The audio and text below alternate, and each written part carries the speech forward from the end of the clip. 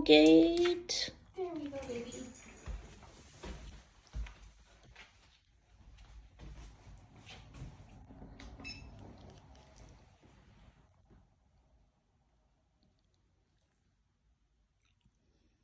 It's interesting she noticed the face, I think, on the puppy mouse.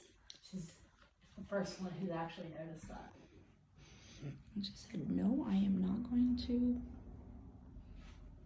But it doesn't smush her. She's interacting with the other stuff. I see that. She knows I'm here. She's taking her time, making her way over here. That was strategic on her part. Hi. She's not ready for me to pick her up or pet her yet. That's okay. She wants to check me out. Again, methodical. Not at all fearful, just methodical. Hello, little girl. Hello. Hi. And she says, okay, all done checking you out. Hold me now, please. So, super friendly. This is going to be the puppy that has the very, very typical poodle approach to new people. I want to go up to you. I want to sniff you and investigate you first. Please don't touch me. Okay, now we're best friends. Not at all fearful. So, just needs... Yes, she has a dock tail. I was like, where's the rest of her tail? Just needs that understanding as she's growing up that she needs that time. And people not to be grabby with her, especially not for the top knot. We were just talking about this in a totally different scenario earlier. Just, control the interaction so that she has the chance to sniff, so that people hold their hand out for her to sniff, shake hands first before they go in for the kiss. She'll be perfectly friendly, perfectly social, but she needs that initial sniff, and I doubt that will change. That's such an inherent poodle thing, and it's so classic for the breed and just everything. Yeah, I think that's going to stay the same.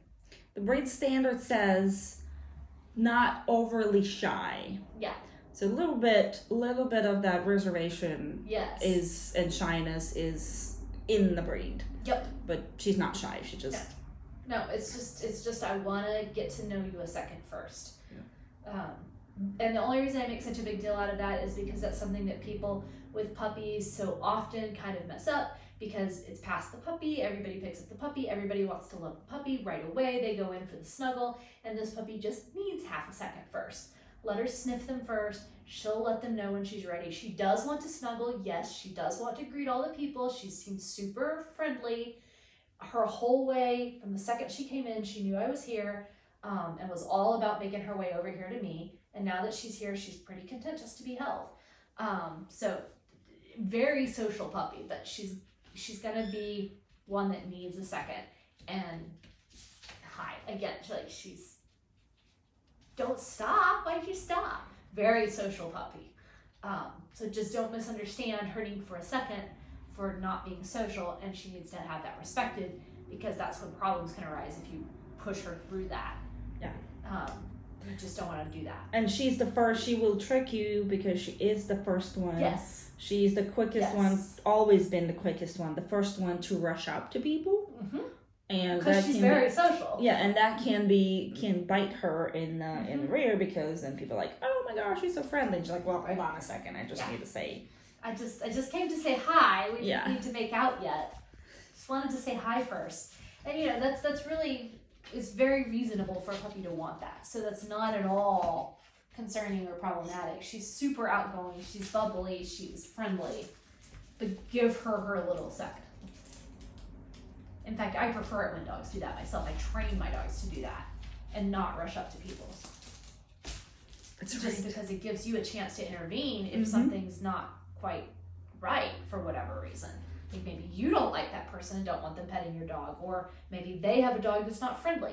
So that little second of thinking about things is a good thing. Don't squish it, and you won't have any problems. Hi. Other than that, she's super responsive to handling, very, very friendly. She's not bitey at all in her interactions. She's low key. She's affectionate. Really engaged affection too. She really wants, she doesn't want to sit in your lap and be ignored. She wants, she's gonna be like my puppy Chai pushes my phone out of my hands if I'm paying too much attention to it. She's like, no, this one's gonna be like that. She's running the show here, make no mistake. Me. Uh-huh. Me, all the time. It's the me show. It's the Applegate show. What do you think about this one? Hey, puppy.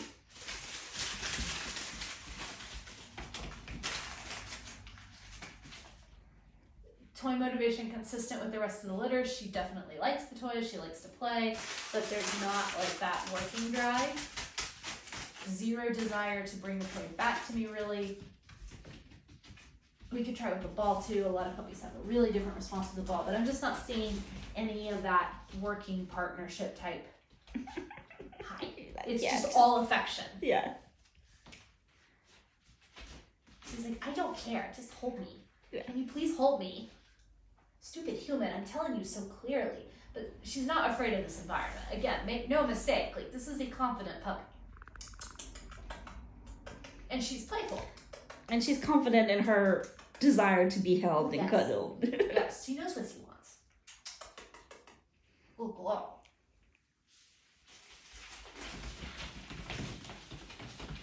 Yeah, see, she'll play. She likes to play. She's playful. I don't see this as necessarily being chase drive per se. It lacks the intensity that it would be if it were actual chase drive. Oh, she got a little tug. Okay. But do you see, I don't know if you can see in the video, she's tugging, but she's watching me out of the corner of her eye at all times. She's only interested in this tug toy if I'm playing as a game. It's a game, it's a social game. And she's not that interested in it. She's much more interested in my hands, and as soon as she gets my hands, rather than biting and mouthing at them, it's, oh wait, I have a hand, can it pet me please? Hands are good for picking me up. She has one goal in life, this one. She's socially interacting with the stuffed dog, which rarely happens because he's got such a messed up face. I mean, she's very social. Now, unlike the other puppies in this litter that we've tested so far, I would say she is one who would be a great prospect for daycare or something like that, to have more social interactions with other dogs. She's higher energy and she really likes that engagement. So she would do well with something like that, I think, very well. But again, poodle, just make sure they don't throw her in. She needs that warm-up period. Yeah, so I mean, that would be the big thing I would just really emphasize with this puppy. Don't make the mistake of taking that little warm-up period and either squishing it and extincting it or mistaking it for fearfulness or shyness. It needs respected. Just do that. We'll have no problems. She's great. A little bit more energetic than her other sisters, but equally loving and sweet. Oh, food first. Hey, puppy, I have games. I mean, she's already coming, actively coming. Yeah. Do you smell the cheese? She's like, I don't want it out of the bowl. I want you to hand it to me. Ooh. Oh. That's good stuff. You're spilling it everywhere. Come here. Now she's fighting with me over the food, which is interesting. There's some pushiness. This little girl knows what she wants. And she's gonna insist on what she wants, and it's gonna be fun.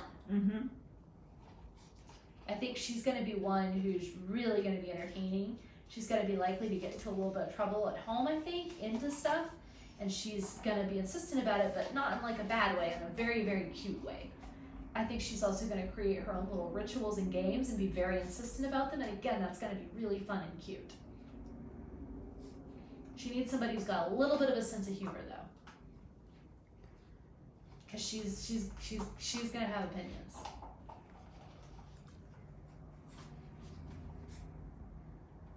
I mean, even with this, she's so socially engaged with me, she can't even figure out how to get her treats.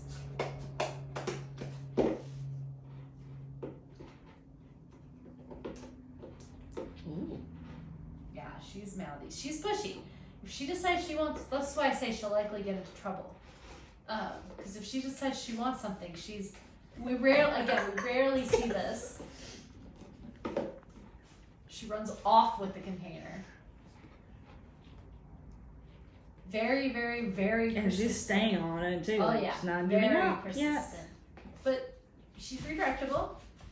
So again, not to the level where it's problematic, just to the level where I think she's actually going to get herself into some really entertaining, cute, hilarious situations, and You're gonna have fun stories about how she counter-surfed to steal that sandwich, because she's gonna be so fun in how she does it. So she's mischievous, but not problematically persistent or stubborn or anything like that.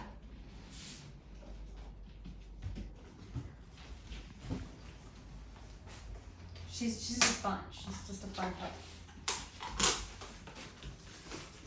Yeah?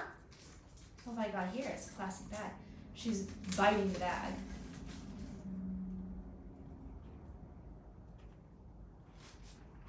And nosing me for it. It's not cheese though. Yeah, really strong scent interest, but at the end of the day, it's not cheese though. Yeah, not a working dog here, but a really, really fun pet. Oh yeah. And she ran herself over the tin can, and obviously has no problems with it.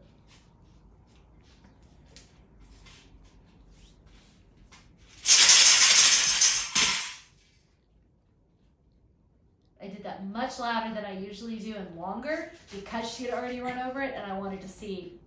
I knew I could push her because of that. And she went to your hand. She went to my hand. She knew I did it. She knows it's the can. No fear. She's washing my hand. She's like, "You can do that again?"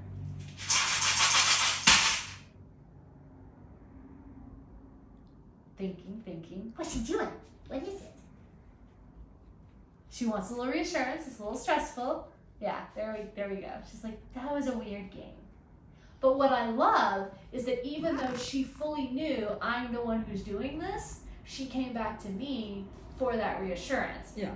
Even though she knows I'm the one who's creating the problem. So this is great. I mean, this suggests that things that stress her, even if you're the one who's stressing her, she's still gonna come to you. So for example, nail trims. The nail trims are stressful for most dogs. A lot of dogs will become avoidant after, and there's like this recovery and forgiveness phase. She's already coming to you. So it's gonna be like, "I don't like this, but if you hold me while we do it, I'll be okay." It's gonna be that kind of thing. So that's a really great quality to have. And then she's gonna come sniff the thing, and that wasn't very long for as much as I did this can, as much as stimulation as I gave her. She's intelligently avoidant, but not afraid. It is scary, it is stressful. She's not gonna plunge right in and attack it or anything, but she's not afraid of it either. So really, really nice balanced temperament. I mean, she's gonna be a really fun, quirky, entertaining pet. Very loving companion. Really social with humans and dogs. I see 0 red flags. And again, the only caution with raising and training is just that moment of needing to sniff, needing to establish her knowledge of the person or the novelty or the new thing. Just give her that. Just don't mess with that and you'll be fine. And if you do rush her, I don't even think it's going to become that big of a problem. I think it's just not fair to her. It's not honoring who she is as an individual at all. So it's going to cause her unnecessary stress. I think she'll tolerate it, but I think it causes her unnecessary stress. When you can just give her that little pause. And what I do see is if that kind of dog is pushed too far, then they get this emotional conflict about, I want to go say hi to the person, but also I've been forced into these situations too many times, and now I'm really kind of nervous, and that's when you can get problems. So again, super easy to completely avoid that issue entirely. Just give her a sec.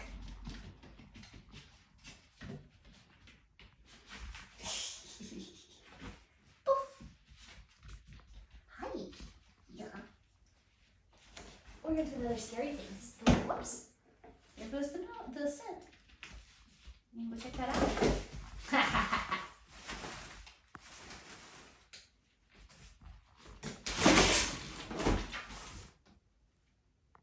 What was that? Wow.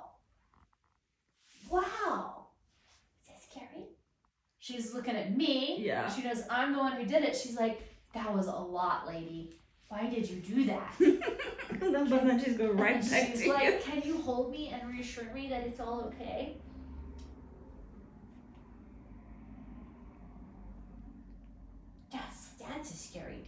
Yes, that was a scary umbrella.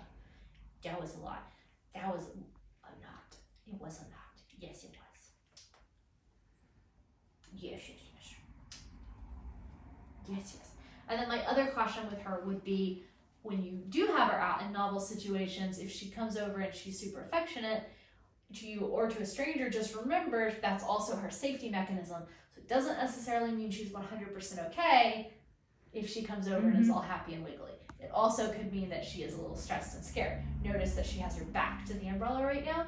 So we just need to be aware of whether she is really into the social thing she's initiating or whether she's just really looking for safety and she Yeah, and she does not like her holding and cuddling is on her terms. Oh Like, yes. she's when she's done, she's done. yeah. When she's done, she's done. She doesn't want to be held. It's kind of the same thing but in reverse. Super sexual but on her terms. And that's very normal for a poodle. It's very much the breed and it's not a problem. And now she's gonna go investigate it. This is a very, very confident puppy. She's still avoiding it. She's like, okay. Yeah. But she's intelligently avoiding it. She's not like completely avoiding it to where she's Yeah. No, shut she down. walked around. It's like Yeah. she didn't want to engage with it, but she wasn't like. She got close Yeah. proximity. She's still sniffing for the cheese. She's still saying, "Hi, can I have snuggles?" Yeah, I mean, she's great. She's really great. And she's very, very confident. This is very much a puppy, just don't mess her up and she's fine. So there's no real cautions, just don't push her. Give her a little bit of moment to consent. Okay.